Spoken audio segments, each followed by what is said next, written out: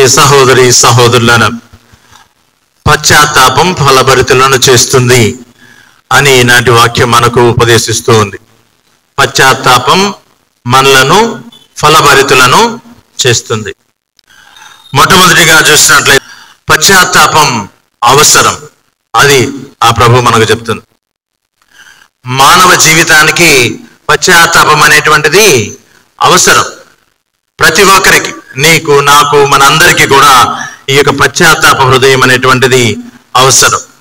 ఆ పశ్చాత్తాప పడితేనే మనం ఫలిస్తామట, అధికంగా ఫలిస్తామట. ఆ ఫలం ఎంత గొప్పగా ఉంటుందో కూడా ఈనాడు ప్రభు తన యొక్క ఉపమానం ద్వారా మనకు తెలియజేస్తూ ఉన్నాడు. హృదయ పరివర్తనము చెందనిచో మీరందరూ కూడా నాశనం అవుతారు అని చెప్తూ ఉన్నాడు. హృదయ పరివర్తనం అనేటువంటిది తప్పనిసరిగా అవసరం. అదే పశ్చాత్తాపం అవసరం. ఆ హృదయ పరివర్తనము లేదా పశ్చాత్తాపం పొందితేనే మనము దేవుని కృపలో ఫలిస్తాము అని చెప్తూ ఉన్నాడు.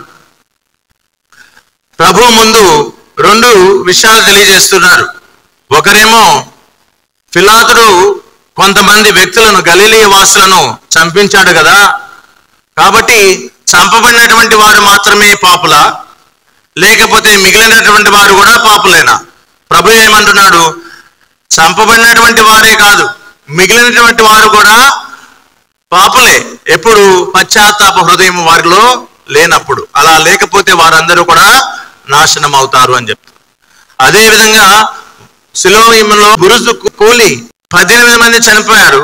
మిగిలినటువంటి యెరూషలేము వాసులందరూ కూడా మంచివారే కదా అన్న అర్థంతో అడుగుతుంటే దానికి కూడా ప్రభు ఏం చెప్తూ ఉన్నాడు? హృదయ పరివర్తనం లేకపోతే అందరూ నాశనం అవుతారు అని చెప్పి తెలియజేస్తూ ఈ చక్కని ఉపమానాన్ని మన ముందు ఉంచుతున్నాడు. మరి ఫలించని ఈ యొక్క అంజూరపు చెట్టు ఉపమానం యొక్క సారాంశం ఏమిటి? దీనిలో ఎన్ని వ్యక్తిత్వాలు ఉన్నాయి?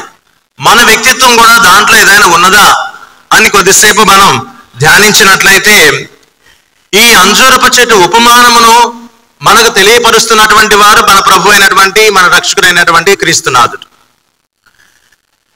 మరి ఈ ద్రాక్ష తోటలో అంజూరపు చెట్టును నాటించినటువంటి వాడు యజమాని.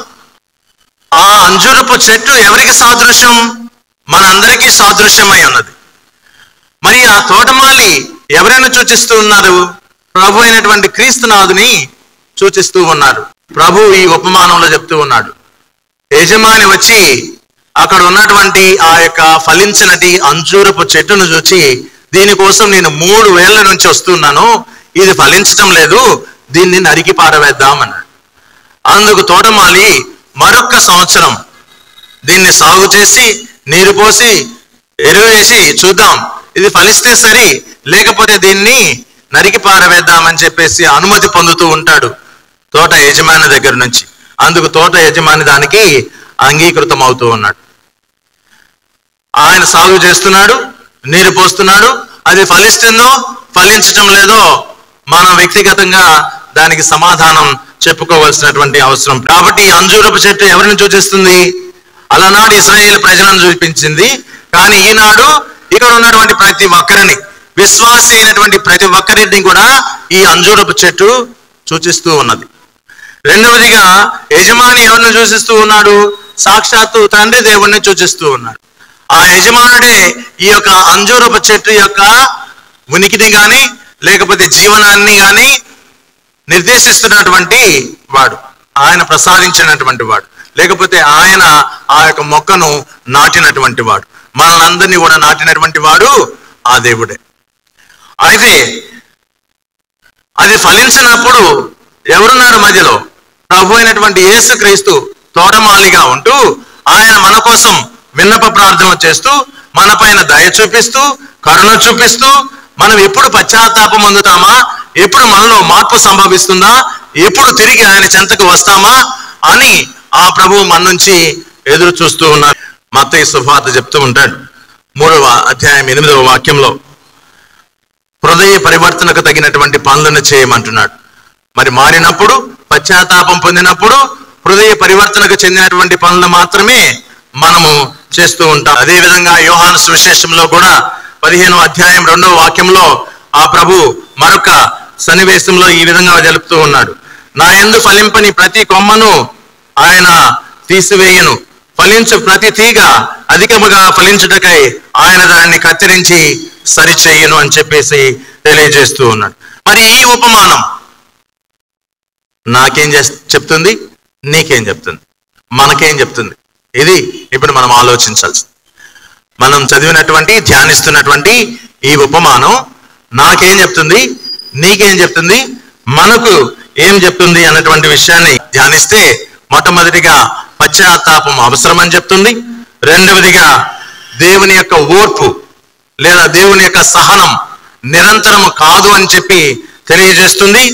మూడవదిగా పశ్చాత్తాప హృదయము లేదా మార్పు ఫలితానికి దారితీస్తుంది అన్నటువంటి సత్యాన్ని మనకు బోధిస్తుంది. మన కోసం మన ప్రభువు మన రక్షకుడు నిత్యము ప్రభువునకు దేవునికి విన్నవిస్తూ మనపై తన యొక్క కృపను కుమ్మరిస్తూ ఉన్నారు. ఆ కృపను మనం స్వీకరిస్తున్నామా లేదా అన్నటువంటిది మనం ఆలోచించుకోవాలి అని చెప్పి ఈ ఉపమానం మనకు బోధిస్తూ ఉంది. దేవుడు ఇస్తున్నటువంటి కృపను నువ్వు తృణీకరిస్తున్నావు, దేవుడు ఇస్తున్నటువంటి ఆశీర్వాదాన్ని నువ్వు వదిలేస్తున్నావు, దేవుడు ఇచ్చినటువంటి కృపను నువ్వు కాదంటున్నావు. You are rejecting God's grace. You are just rejecting the God's grace. God's grace is being poured upon you abundantly, but you are rejecting it. అద్భుత రీతిలో దేవాది దేవుడు తన యొక్క దివ్యమైనటువంటి కృపను నీపై కుమ్మరిస్తూ ఉన్నాడు. నువ్వు దానిని వ్యతిరేకిస్తున్నావు, నువ్వు కాదంటున్నావు. కాబట్టి నీలో ఫలం అనేటువంటిది చోటు చేసుకోవటం లేదు. కాబట్టి నువ్వు నాటినటువంటి ఈ యొక్క అంజూరపు చెట్టు ఫలించట్లేదు. కాబట్టి నువ్వు దాన్ని ఏం చేస్తావు? నరికి వేస్తావు. ఆయన కూడా అదే చేస్తున్నాడు, నేను నరికేస్తానని చెప్తున్నాడు. నీకు నేను అనేక అవకాశాలు ఇస్తున్నాను, అనేకమైనటువంటి అనుగ్రహాలు ఇస్తున్నాను, అంత కృపను నీపై కుమ్మరిస్తున్నాను. ఆ కృపకు తగిన విధంగా నువ్వు ఫలించడానికి నిరాకరిస్తున్నావు. నువ్వేం చేస్తున్నావు? నిరాకరిస్తున్నావు. ఫలించాలి అన్నటువంటి ఆశ నీలో కలిగించుకోలేకపోతున్నావు. మన ప్రాంతాల్లో చాలా మంది తాగుడుకు బానిస అయిపోతూ ఉంటారు. ఈ తాగుడుకు బానిస అయిపోయినప్పుడు వారు డాక్టర్ దగ్గరకో మంచి హాస్పిటల్కో తీసుకువెళ్ళబడతారు. అక్కడ డాక్టర్ చెప్తాడు, అరే బాబు, నువ్వు బాగా తాగి బానిస అయిపోయావు ఈ తాగుడికి, నీ లివర్ కాస్త కృషించిపోతుంది, కాబట్టి నువ్వు త్వరలో చేస్తావు, కాబట్టి దీన్ని మానివేయి అని చెప్తాడు. బహుశా దేవుని యొక్క కృప డాక్టర్ రూపంలో నీకు తెలియజేస్తున్నాడేమో, హెచ్చరిస్తున్నాడు. కానీ నువ్వు దాన్ని వదలటంలా. ఆ కొద్ది రోజులు బయటకు వస్తావు, ఆయన చెప్పింది వింటావు, మళ్ళా దాన్ని మర్చిపోయి దాన్ని వదిలేసి నువ్వు మళ్ళా దానిలోనే మునిగిపోతావు. చివరికి ఏమవుతుంది? ప్రాణం పోతుంది కదా. పక్కింటి చూస్తూనే ఉన్నాడు, పక్కింటి వాళ్ళు చూస్తూనే ఉన్నారు. అరే, ఇతను తాగాడు, తందనాలాడాడు, దానిలో మునిగిపోయాడు, అది ఈ లివర్ని పాడు చేస్తుందని తెలుసు, అయినప్పటికీ కూడా అతను తాగి దానిలోనే మునిగిపోవడం వల్ల చనిపోయాడు. నేను చూస్తూ ఉన్నానే, నాలో కొద్దిగా మార్పు రావాలిగా. వాడు చనిపోవడం వల్ల తన కుటుంబం అంతా బజారున పడింది. తన కుటుంబంలో బిడ్డలు కూడా పోషించేటువంటి వాళ్ళే. అది చూసినటువంటి వాడిలో కొద్దిగా మార్పు రావాలి కదా. రావాలా లేదా? రాదు. అది రాదు. అంటే ఏంటి? దేవుని కృప మనపై కుమ్మరించబడుతున్నప్పటికీ కూడా దాన్ని మనం ఏం చేస్తున్నాం? వద్దనుకుంటున్నాం, తృణీకరిస్తున్నాం, రిజెక్ట్ చేస్తున్నాం. రిజెక్ట్ చేస్తే ప్రభు అంటున్నాడు, నా యొక్క ఓర్పుకి ఒక లిమిట్ ఉంది అంటున్నాడు, నా యొక్క సహనానికి ఒక లిమిట్ ఉంది అంటున్నాడు, నా గ్రేస్కి లిమిట్ లేదు. నేను మీపై కుమ్మరించేటువంటి కృపకైతే లిమిట్ లేదు, కానీ ఓర్పుకైతే లిమిట్ ఉన్నది, సహనానికైతే లిమిట్ ఉన్నది అని చెప్పేసి ఆ ప్రభు మనకు చాలా స్పష్టం చేస్తూ ఉన్నాడు. ఓర్పు అనేటువంటిది ఆ ప్రభు వదిలేసుకున్నప్పుడు ఏం చేస్తాడు? దాన్ని నరికేస్తాడు. ఇది మొట్టమొదటి బహుమతి. నీ తోటలో ఉన్నటువంటి ఫలించినటువంటి వృక్షం అయితే ఉందో దాన్ని ఏం చేస్తాడు? ఆయన నరికేస్తాడు. రెండవది, ప్రభు కాస్త కృపనిస్తున్నాడు. ఆ కృపను అప్పుడప్పుడు స్వీకరిస్తున్నాం, కొద్ది కొద్దిగా మాత్రమే స్వీకరిస్తున్నాం, పూర్తిగా స్వీకరించడంలా. ఫలించేటువంటి వాడికి ఎంత కృపనిస్తున్నాడో ఫలించినటువంటి వాడికి కూడా అంతే కృపనిస్తున్నాడు. కానీ ఆ కృపను నువ్వు స్వీకరించట్లా. అప్పుడప్పుడు స్వీకరిస్తున్నావు. కాసేపు బైబిల్ పఠిస్తావు, కాసేపు దేవుని యొక్క వాక్యాన్ని ఆలకిస్తావు, కాసేపు ప్రార్థనలో నిమగ్నం అయిపోతావు, కాసేపు నీవు దేవుని యొక్క విశ్వాసిగా జీవిస్తున్నానికి ప్రయత్నం చేస్తావు, మళ్ళా దాన్ని వదిలేస్తావు. స్నేహితుల ప్రోద్బలం వలన, పరిస్థితుల ప్రభావం వలన, చుట్టుపక్కల ఉన్నటువంటి బలహీనతల వలన, చుట్టుపక్కల ఉన్నటువంటి వ్యామోహాల వలన నువ్వేం చేస్తావు? దేవుడు నీపై కుమ్మరిస్తున్నటువంటి కృపను కాదని నీవు దాన్ని కాస్త వదిలేస్తూ ఉంటావు. కానీ ప్రభు ఏం చేస్తున్నాడు? అవకాశం ఇస్తున్నాడు. ఏమిస్తున్నాడు? అవకాశం ఇస్తున్నాడు. అందువలనే 3 సంవత్సరాలు అయిపోయిన వెంటనే నరికి వేయకుండా 4వ సంవత్సరం ఓర్పు సహనం అనేటువంటి మరొక సంవత్సరాన్ని ఇస్తున్నాడు. నా కృప నీపై కుమ్మరిస్తూ ఉంటాను, నువ్వు మార్పు చెందు, ఆ మార్పు చెంది నీలో ఫలితాన్ని పెంపొందించుకోమని చెప్పేసి అవకాశాన్ని ఇస్తున్నాడు. 3వది, నీ తోటలో 3వ వృక్షం అధికంగా ఫలిస్తుంది. అది నువ్వు ఇంకా ఇంకా గొప్పగా ఫలించాలని నువ్వు ఆరాటపడుతూ ఉంటావు. మరి ప్రభువు కూడా అదే చేస్తాడట. నీవు కనుక ఫలిస్తున్నట్లయితే నీవు 30 అంతలుగా, 60 అంతలుగా, 100 అంతలుగా ఫలించేటువంటి భాగ్యాన్ని ఆ ప్రభువు నీకు ప్రసాదిస్తూ ఉంటాడు.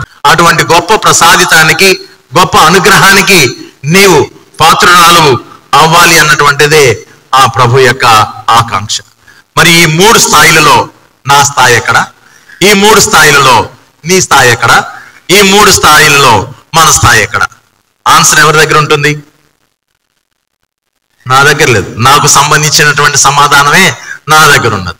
నీకు సంబంధించినటువంటి సమాధానం నీ దగ్గర ఉన్నది. ఈ 3 స్థాయిల్లో నా స్థాయి ఎక్కడ? అసలు ఫలించకుండా ఉన్నానా?